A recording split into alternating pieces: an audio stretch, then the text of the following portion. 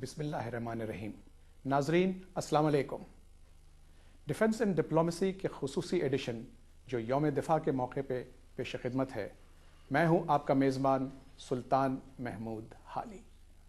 जिंदा कौमें अपने मोहसिनों को हमेशा याद रखती हैं और उन्हें खराज तहसीन पेश करती हैं, खुसूसन वो मोहसिन जिन्होंने कौम की आज़ादी की खातिर उसके दिफा को नाकाबिल तस्खीर बनाया हो। आज हम आपकी मुलाकात एक ऐसे ही मोहसिन से करना चाहते हैं जो पाकिस्तानी फ़ज़ाइया के पहले मुसलमान और पहले पाकिस्तानी सिपहसालार थे, एयर मार्शल अज़हर खान। अस्सलाम वालेकुम sir. Air marshal Azhar Khan ने 1939 में पाकिस्तान आर्मी में कमीशन लिया और 1940 में आप इंडियन एयरफोर्स में शमूलियत इख्तियार की। आप पहले इंडियन पायलट हैं जिन्होंने एक जेट तैयारा परवाज़ किया, वो भी लंदन में फाइटर लीडर स्कूल में, जहां ग्लॉस्टर मीटियोर जिसकी तस्वीर यहाँ नस्ब है। एयर मार्शल साहब, आपने आर्मी से एयरफोर्स का क्यों इंतखाब किया ट्रांसफ़र करने का? बस परवाज़ का शौक़ था, समझा ज़्यादा दिलचस्प काम होगा और आर्मी छोड़ दी। कोई ख़ास वजह नहीं थी। और नई एयरफोर्स थी, इंडियन एयरफोर्स भी 2-3 साल से शुरू हुई थी, उससे पहले तो शौक़ था और चले गए। कोई ख़ास प्रोग्राम नहीं था। लेकिन दूसरी जंग अज़ीम में आपने नंबर 9 स्क्वाड्रन के एक दस्ते की बर्मा फ्रंट पे क़यादत की और माशाल्लाह आपने बहुत अच्छा अकाउंट दिया। उसके बारे में आप हमारे नाजरीन को थोड़े से उन हालात। मैं कमांड नहीं था 9 स्क्वाड्रन में, मैं फ़्लाइट कमांडर था। 2 हमारी फ़्लाइट्स थी। एक का commander Canadian flight lieutenant Jerry मार था और दूसरी इंडियन थी जिसके मैं कमांड कर रहा था। हम बर्मा में थे, अराकान फ्रंट में, अराकान में थे और वहाँ जापानियों के ख़िलाफ़ हमने कार्रवाई की। कोई 1.5 साल हमने वहाँ काम किया 44 में, जंग के आखिरी अयाम तक। माशाल्लाह। जब क़याम पाकिस्तान या पाकिस्तान को आज़ादी मिली तो आपने पाकिस्तान के लिए ऑप्ट किया। तो आपने एक दफ़ा हमें एक किस्सा बताया था कि किस तरह आपकी जान बची थी यहाँ आने से ज़रा कबल, वो आप किस्सा दोहराना चाहेंगे? वो उस वक़्त मैं अम्बाला में था, वहाँ मैं चीफ इंस्ट्रक्टर था flying advance flying training school में। और हम जा रहे थे पाकिस्तान और हमारी जगह कुछ इंडियन ऑफिसर्स आ रहे थे। तो मेरे मकान में एक साहब विंग कमांडर नैयर को अलर्ट हुआ। वो हमने कहा आप हमारे पास ठहर जाएँ 2-3-4 दिन हमारे जाने से कबल। तो हमारे पास थे वो उनकी बेगम, और उन्होंने मुझे कहा कि आप ट्रेन से मत जाएं। मैं 23 अगस्त को जाने वाला था ट्रेन से लाहौर। तो ट्रेन से मत जाएं, बाई एयर जाएं। तो मैंने कहा बाई एयर कैसे जाऊंगा, तो कोई सर्विस तो है नहीं। कहने लगे आप एयरफोर्स के नए कमांडर इन चीफ जो अंग्रेज़ था, एयर वाइस मार्शल पेरी कीन, उसको कहें कि आपके लिए और आपकी बेगम के लिए जहाज़ भेजे। तो मैंने कहा मैं तो जो बड़ा जूनियर अफसर हूँ, मैं कैसे कमांडर इन चीफ को कहूँगा मेरे जहाज़ भेजे, तो ये तो मुनासिब नहीं है। तो उसने इस्रार किया, मैंने इनकार किया। फिर उसने खुद ही एक मैसेज भेज दिया एयर मार्शल पेरी कीन को कि असगर खान जा रहा है पाकिस्तान, अगर आप अपना जहाज़ उसके लिए भेज दें। आप उस वक्त स्क्वाड्रन लीडर? मैं स्क्वाड्रन लीडर था। तो फिर 2-3 दिन के बाद हम बुक थे 23 तारीख को ट्रेन से शाम को गाड़ी जाती थी अम्बाला से। तो जहाज़ 23 तारीख की सुबह आ गया वहाँ और मुझे बताया गया कि एयर मार्शल पेरी कीन ने आपके जहाज़ भेजा है। मैं हैरान था। मैं गया, उनका सामान जा रहा था पाकिस्तान दिल्ली से, और उन्होंने जहाज़ अम्बाला रास्ते में था। उन्होंने कहा कि मुझे उठा ले। वहाँ तो आए, हम उस जहाज़ में बैठे और हम पहुँच गए पाकिस्तान। और उस गाड़ी में जिसमें हमने जाना था, सुना है कि एक भी पाकिस्तानी जिंदा नहीं पहुँचा लाहौर, सब मारे गए। मतलब ये कि अल्लाह ताला ने आपको बचाना मंजूर, अल्लाह ताला ने बचाया और बड़ी मेहरबानी की नैयर ने कि उसने खुद ही पैगाम भेजा। मैं तो नहीं भेज रहा था पैसा। और नैयर मुसलमान ने? नहीं, वो साउथ इंडिया से था, विंग कमांडर नैयर। अच्छा। और उसने मेहरबानी की और हमारी जान बच गई। अल्लाह ने आगे आपसे काम लेना था।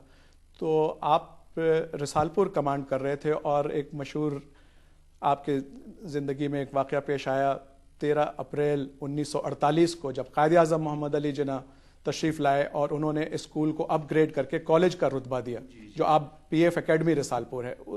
قائد اعظم سے اس وقت کی آپ کی ملاقات کی، اس دور کی آپ کچھ دہرانا چاہیں گے؟ میں اس سے پہلے بھی میری ملاقاتیں ہوئی تھی، 2 ملاقاتیں قائد اعظم سے، وہ اور بات ہے، مگر وہ بھی ایک ملاقات تھی، وہاں تشریف لائے، صبح کا ناشتہ کیا ہمارے ساتھ اور پریڈ دیکھی، پھر آرمی کی پریڈ دیکھی اور واپس چلے گئے کراچی۔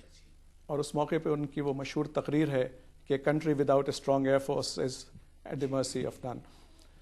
تو اس کے بعد 1957 میں 36 سال کی کم عمری میں آپ کو پاکستان فضائیہ کی سپہ سالاری کا عہدہ جو ہے یا ذمہ داری آپ کو سونپی گئی، تو اس ذمہ داری کو قبول کرنے کے لیے آپ کی کیا تیاری؟ قبول کرنے کی بات نہیں ہوتی، ایئر فورس میں جو آپ کو جہاں لگائیں کرنا چاہیے۔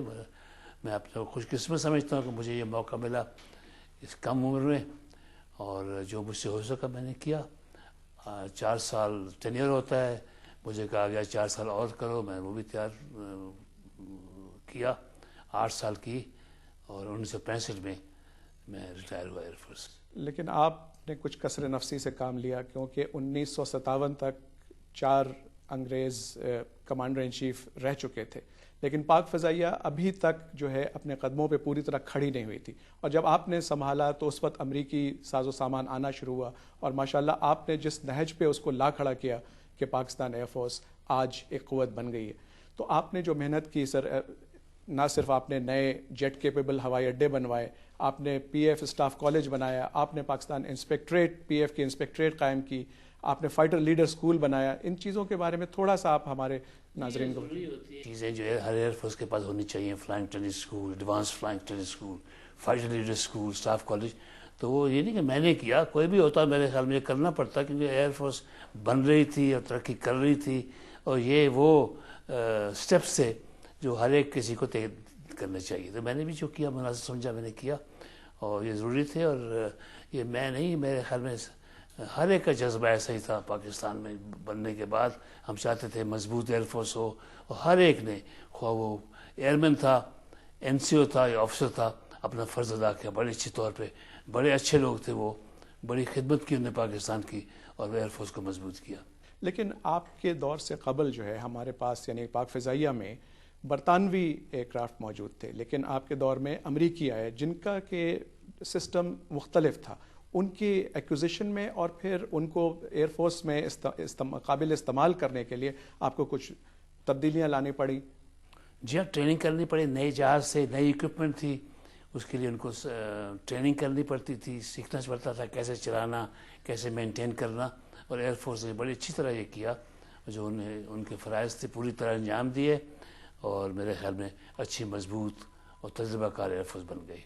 لیکن جو تاریخ ہم نے پڑھی اس سے قبل جو ہے فلائٹ سیفٹی کے اوپر کوئی اتنا زیادہ دھیان نہیں ہوتا تھا، لیکن آپ کے دور میں اور خصوصاً جب امریکی یہ جہاز اور ریڈار وغیرہ شامل ہوئے تو فلائٹ سیفٹی کے اوپر بہت آپ نے زور دیا۔ جہاں فلائٹ سیفٹی بڑی اہم بات ہے، چیز ہے، اس نہ صرف جہاز بڑا قیمتی جہاز ہوتا ہے، مگر جو پائلٹ چلاتا ہے وہ بڑی قیمتی انسان ہوتا ہے، بڑی ٹریننگ میں بہت محنت کی ہوتی ہے، اور یہ بڑا ضروری ہے۔ میں سمجھتا ہوں ایئر فورس نے اچھا اپنا ریکارڈ قائم کیا، اور بڑی کوشش کی کہ سیفٹی کے ساتھ ہم فلائی کریں، اور حادثات کم ہوں، اور نہ ہوں، اگر نہ ہوں تو بہت اچھا ہے، اور میں سمجھتا ہوں کہ ایئر فورس کا ریکارڈ اچھا تھا اس عرصے میں۔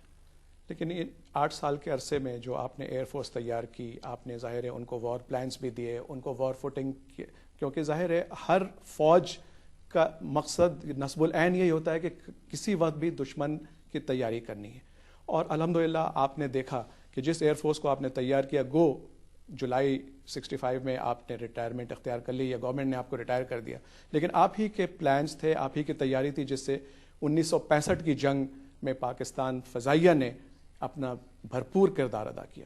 اس میں آپ کو کچھ سیٹسفیکشن تو ہوگی ضرور۔ میں نے اپنا کردار ادا کیا، باقی یہ نہیں کہ میں نے کوئی تیر مارا اور ایئر فورس کر دی، چومنتر کر دیا، یہ ہر ایک کی محنت تھی۔ جو ایئرمین تھے نیچے کے ٹیکنیشین، ان کا کام تھا، پائلٹس کا کام تھا، این سی اوز کا کام تھا، فلائٹ جو فلائنگ ٹریفک